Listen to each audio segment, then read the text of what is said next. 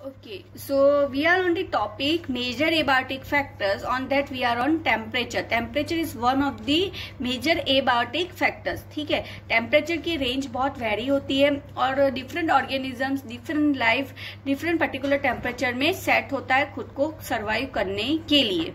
Okay, so now we will look after some of the examples that the mango tree की बात करें हम लोग. मैंगो ट्री तो वो हर जगह ग्रो नहीं कर पाता है. तो यहाँ पे हमको कुछ दिया हुआ है दैट टेम्परेट कंट्रीज जो कनाडा एंड जर्मनी है वहां पे तो पॉसिबल ही नहीं है कि वो ग्रो कर पाए. ठीक है, mango general knowledge that mango tree do not and can not grow in the temperate countries like Canada and Germany. Okay, second example है snow leopards. ठीक है, are not found in Kerala forest. में वहां पे possible नहीं है. Tuna fish are readily caught beyond tropical latitudes in the ocean. ठीक है, तो ये हमको कुछ एग्जाम्पल्स एक्सप्लेन किए गए हैं कि कैसे टेम्परेचर इंपॉर्टेंट है. हाँ, फिक्स होता है कि ये लाइफ यहाँ ही सर्वाइव कर पाती है. क्यों? क्योंकि उन्होंने वहां के टेम्परेचर को सेट कर दिया, एडअप कर लिया, इसलिए वो लोग इजीली वहां पे सर्वाइव कर सकते हैं. तो you can appreciate the significance of temperature to the living organisms when you realize that it affects the kinetics of the enzymes and through its the metabolite activity and other physiological functions of the organism. ठीक है, तो यहाँ पे हम temperature का importance भी जान सकते हैं कि किस तरह टेम्परेचर की वजह से पूरा हमारे एंजाइम्स की प्रोसेस चलती है, हमारे बॉडी की मेटाबोलाइट एक्टिविटी चलती है, फिजियोलॉजिकल फंक्शंस अगर चलते हैं. ठीक है, कैसे क्यों चलेंगे? अगर उसको पर्टिकुलर अप्रोप्रिएट टेम्परेचर मिल रहा है. अगर वो नहीं मिल रहा है, ठीक है, तो ये सब एक्टिविटीज डिस्टर्ब हो जाएगी और उसकी वजह से ऑर्गेनिज्म सर्वाइव नहीं कर पाते, लाइफ सर्वाइव नहीं कर पाती है. ठीक है, तो बहुत इंपॉर्टेंट है temperature. Okay, vast majority of them, a few organisms can tolerate and thrives in a wide range of temperature. बहुत कम और हमारे जनरली मेजोरिटी ऑफ ऑर्गेनिजम्स क्या होते हैं ना, पर्टिकुलर स्मॉल टेम्परेचर रेंज में खुद को एडजस्ट कर सकते हैं. प्लस माइनस थोड़ा बहुत होता है, ओके, पर कुछ बहुत कम.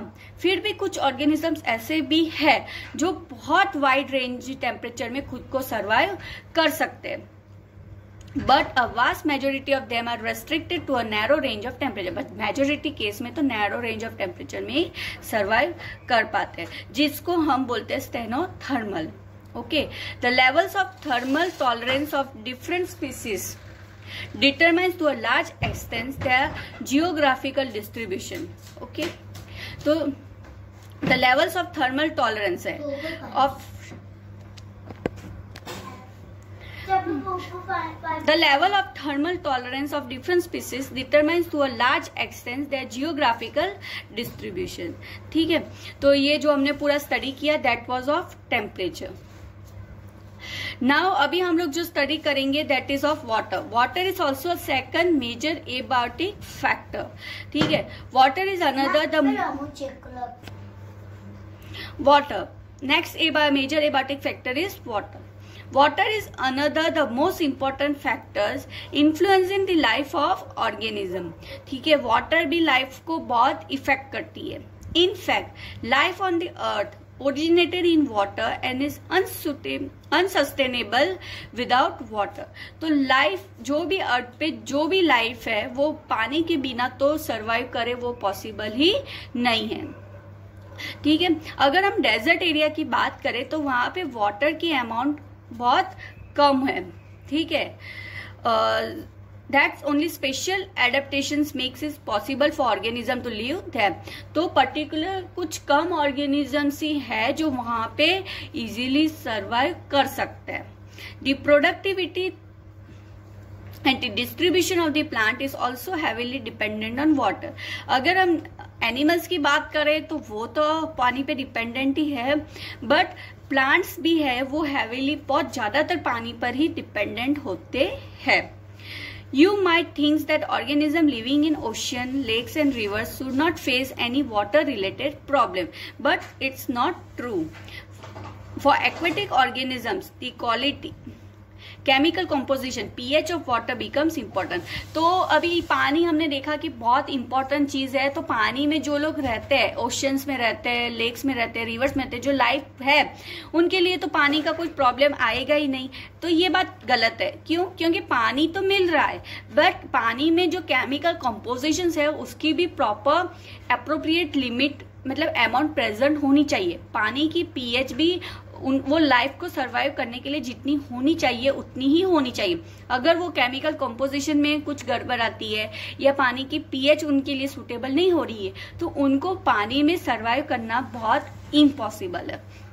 ठीक है, हम लोग अभी सॉइल में अगर प्लांट को ग्रो कर रहे हैं, ठीक है, तो पानी जो देते हैं उनको, जो पर्टिकुलर सॉइल में वो लोग ग्रो हो रहे हैं वो सब भी उनको बराबर उनकी पीएच भी बराबर होनी चाहिए, वरना पूरा सब डिस्टर्ब हो जाता है, वो प्लांट इजीली ग्रो नहीं कर सकता है। ओके, तो ये वाटर की ये सब तरह से भी हमें देखना रहेगा। The salt concentration measured as the salinity in the part per 1000 is less than 5 in is less than 5 or 30 to 35 in the sea and more than 100 in some hypersaline lagoons। ठीक है, तो ये सब भी हमें इम्पॉर्टेंट है कि पानी की जो सॉल्ट की जो सैलिनिटी लेवल है, ओके, वो किस तरह से है, प्रॉपर उसकी सैलिनिटी लेवल है इन पार्ट्स पर 1000 में वो प्रॉपर होनी चाहिए, वो हमें प्रॉपर वे में मेजर करनी चाहिए। तो यहाँ पे लिमिट दे के रखी है कि कौन सी जगह पे कितनी होनी चाहिए।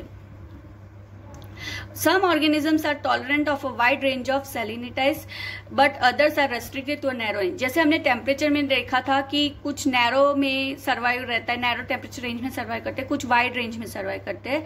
सेम यहाँ पर ही है, सैलिनिटी पॉइंट ऑफ व्यू अगर वाटर देखे तो कुछ नैरो रेंज में सर्वाइव रहते हैं, कुछ वाइड रेंज में भी सर्वाइव कर सकते हैं। Many fresh waters animals can not live for long in sea water and vice versa because of the osmotic problem they would face.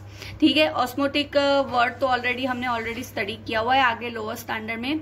तो फ्रेश वाटर एनिमल्स भी है, वो can not live for a long time in sea water, वो लोग सी water में ज्यादा time नहीं रह सकते, उनको फ्रेश वाटर ही चाहिए। और वाइस वर्सा, सी वाटर वाले लाइफ फ्रेश वाटर में नहीं रह सकते क्योंकि उनको प्रॉब्लम आ जाता है, उनका बॉडी वो हिसाब से सेट नहीं होता, इसीलिए उनको ऑस्मोटिक प्रॉब्लम्स को फेस करना रहता है।